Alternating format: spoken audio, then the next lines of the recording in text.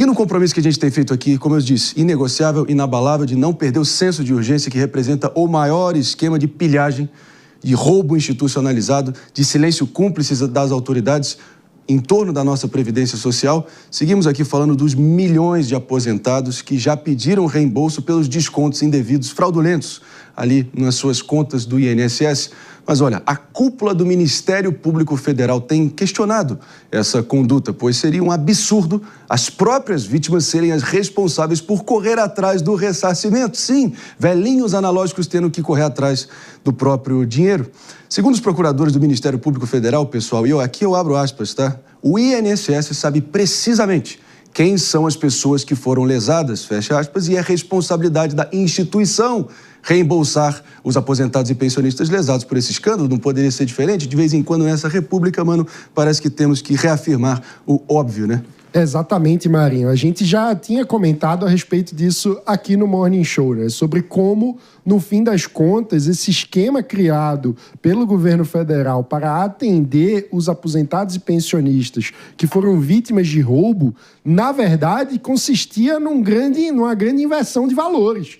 Porque se o governo já sabe quem foi roubado, o cidadão precisa ser tratado como o objeto para o sujeito para quem o Estado existe. Então, o Estado precisa facilitar a vida dele, não criar uma dificuldade, uma fila, seja virtual ou literal, na agência dos Correios, como foi anunciado, para que a pessoa tenha que correr atrás para poder ter aquilo que simplesmente é seu e ele foi roubado. Então é preciso desinverter esses valores e fazer com que as coisas voltem a estar nos seus lugares. Ou seja, quem foi roubado e o governo sabe, precisa ser ressarcido. E, obviamente, quem tem que pagar essa conta não é o cidadão pagador de imposto. É aquelas instituições, sindicatos e associações fraudulentas que roubaram os aposentados brasileiros. Eu queria nominalmente aqui, Jess Peixoto, citar os procuradores Nicolau Dino e Alexandre Camacho, tá? Que mostram que, pelo visto, ainda existe algum bom senso nas posições de importância ali dentro do funcionalismo público, dizendo que, no mínimo, o governo, com a sua cumplicidade ou omissão, foi copartícipe dessa loucura toda que segue sendo revelada aqui ponto a ponto. E é um daqueles casos clássicos, né? Quanto mais mexe, mais acaba fedendo. E, no fundo, quem está sendo mais lesado são quem menos merecia estar sendo lesado nessa altura do campeonato, né?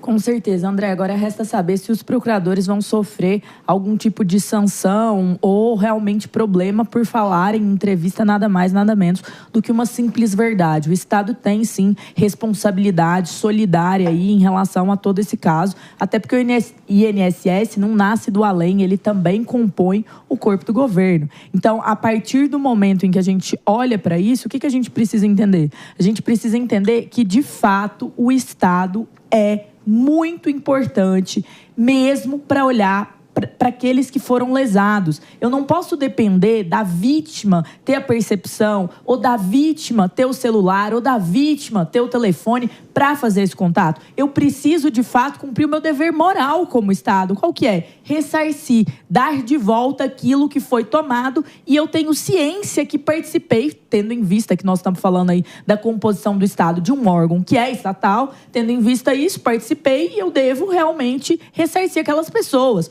com correções e tudo mais. Agora, a grande questão é, quando a gente olha para um Ministério Público que dá uma entrevista como essa na figura desses procuradores, dá um pouquinho de esperança, mas vamos ver se isso vai sair do papel e realmente acontecer. É um pedido que a sociedade tem feito ao governo federal. Realmente ressarcir a todos que foram lesados, independente deles procurarem ou não. Está muito claro aqui, Macris, que o INSS já sabe os nomes, já sabe os RGs, já sabe os CPFs, já sabe os valores subtraídos e ainda assim fica propondo que esse ressarcimento seja realizado até 31 de dezembro, que é uma data redonda demais para não ficar suspeita, né? Parece que eles jogaram ali, enfim, jogaram uma projeção que seja redondinha, final do ano, ainda mais com aquele clima de pessoal já, enfim, aproveitando as festas de final de ano. Não me parece a data mais recomendável ou a mais promissora para que realmente esse ressarcimento venha acontecer como ele merece acontecer. Sabe o que é engraçado, André? Que sempre quando o prejudicado é o trabalhador, é a população, parece que é culpa do trabalhador ou das pessoas envolvidas no esquema. Nunca é o Estado que tem que se prontificar a ressarcir ou a corrigir o seu erro. Se você pensar da lógica inversa, pensa bem o que acontece com você. Fica sem pagar um imposto na data correta, faça qualquer coisa que gere um prejuízo mínimo ao Estado e você vai ver o que vai acontecer com você. Principalmente nesse caso que a gente está falando aí, num escândalo envolvendo praticamente 6 bilhões de reais, podendo ir muito mais a fundo. Estudos aí apontam que o prejuízo aos cofres públicos pode chegar, e à população pode chegar a até 90 bilhões de reais. A gente já tem os nomes das pessoas prejudicadas, inclusive até apontamentos pela Polícia Federal de parlamentares envolvidos nesse escândalo, que pode ser o novo mensalão. Já foram identificados parlamentares que podem estar recebendo uma quantia de até 50 mil reais mensais para acobertar, de certa forma, todo esse esquema. Parlamentares Exatamente. da oposição e da situação, André. Então isso é muito sério e tem que ser investigado e ressarcido o mais rápido possível. E não poderia ser diferente que o nosso repórter, enfim, diria até, dos principais repórteres aqui da casa, atuando sempre na capital federal, nosso querido Bruno Pinheiro, fez questão de, na coluna dele, no site da Jovem Pan, revelar todos os políticos possivelmente envolvidos nessa engrenagem, que vai muito além de uma fraude, tá, pessoal? É engenharia que realmente colocou o idoso brasileiro no centro para ser surrupiado, humilhado e completamente envolvido nessa trama que segue mostrando que, muito além daqueles que foram eleitos, sinceramente, eleitos ou nomeados para protegerem os sustentos e os proventos dos nossos idosos, agora sim, são no mínimo, tá? No mínimo, copartícipes dessa fraude toda, sem falar nas 1001 instituições privadas, associações fraudulentas, sindicatos de fachada, enfim, é só realmente a ponta do iceberg. E vale a pena a gente mencionar aqui, crédito onde o crédito é devido, David de Tarso, que um levantamento feito pelo portal UOL, divulgado hoje, tá? Mostra que os descontos irregulares não se restringem só às associações. Há indícios de atuação do ramo de seguros, do ramo de empresas financeiras e também de clubes de benefício, pessoal. E o pior, muitas vítimas viam a própria aposentadoria cair até 25% todo santo mês após mês, com esses descontos desconhecidos no banco. Então, de novo, é impossível não ter aquela sensação de impotência, ainda mais vendo a reação que está sendo proposta ou entregue pelas autoridades que deveriam estar, enfim, diuturnamente trabalhando para limpar esse lamaçal todo, né, David? Não, sem dúvida, Marinho. E eu acho que a gente já até comentou aqui no programa, né, outras vezes, sobre como que essas instituições descobrem as informações, porque tem todos os dados lá, CPF, o valor que o beneficiário recebe. Então, todas essas informações foram fornecidas. E, para mim, a decisão é acertada do Ministério Público Federal para que essa devolução seja feita de forma automática àqueles que foram lesados. Até mesmo às instituições que estão sendo alvo de investigação, aquelas que realmente fizeram parte do esquema. E até a indicação que no prazo de 30 dias, o pedido pelo menos dos procuradores, é que esses idosos, aqueles que recebem até um salário mínimo, que são mais simples, né, que vivem em zonas rurais, que são quilombolas ou indígenas, para que no prazo de 30 dias esse ressarcimento seja feito de forma automática. Agora, aquilo que a gente sempre falou aqui sobre a questão da estranheza dessas informações, dos créditos consignados que são contratados sem que o aposentado ou o pensionista tenha feito a ligação. Então, isso causa bastante estranheza e as investigações precisam avançar também nesse sentido, nessas instituições, para saber de que forma que elas agiam e quem participava desse esquema todo. O INSS hoje, sejamos sinceros, é um sistema onde os bandidos têm mais senha que os próprios usuários e tiveram esse acesso, enfim, desregrado, completamente criminoso, que a gente vem revelando aqui dia após dia. Não podemos perder o senso de urgência. Vocês podem contar aqui com o Morning Show para não perder de vista a importância que realmente temos aqui diante, quase que um dilema civilizatório, é uma batalha para realmente trazer o mínimo de dignidade para todos aqueles que suaram, deram duro por 35 anos, 40 anos, 45 anos de labuta para poder chegar, enfim, na hora de realmente reivindicar o que é seu, de direito, e ter que ver esse escárnio todo, né? E é impressionante. E associação para lá, associação para cá, sejamos sinceros, o nome disso é quadrilha com o CNPJ. Não é associação, veja bem, com raríssimas exceções, e olhe lá. Então, é importante a gente ter clareza com o que e com quem a gente segue lidando aqui, revelando dia após dia, né?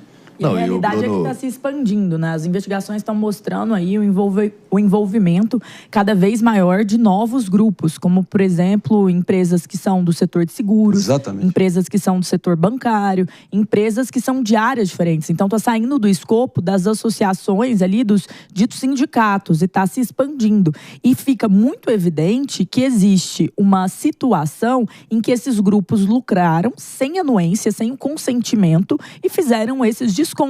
Agora, como que eles tiveram acesso a esses dados para validarem esses cadastros? Como que esses cadastros foram aprovados? Essa é uma investigação que ela é central em várias frentes, porque isso também diz respeito até o jeito que o nosso sistema bancário funciona. Não só em relação ao INSS, mas em relação às nossas faturas de cartão, Sim. Em relação às cobranças que às vezes ocorrem sem consentimento, ao uso indevido desses dados, e cada vez mais se expandindo, seguros, consignados, e esse virando talvez o maior escândalo da República, do Brasil, que tem muito escândalo de corrupção. Não, e o André Marinho citou a coluna do Bruno Pinheiro, né, falando sobre essa questão de quais os envolvidos políticos já se tem as informações sobre as investigações e tudo mais. Gente, é só o começo, porque as investigações elas tendem a avançar. O COAF também está em cima disso. Eu trouxe essa informação aqui no Morning Show, né, fazendo a análise também das transações bancárias entre os envolvidos e os investigados, e mais gente deve ser revelada por meio desse esquema. Então fique de olho na nossa programação, porque à medida também que as apurações forem acontecendo, a gente vai trazer as informações aqui. Isso não é administração previdenciária nem aqui nem na China, é a máfia do carnê invisível que acabou levando milhões e milhões a terem que amargar essa humilhação. Não tem outra palavra, é uma grande humilhação.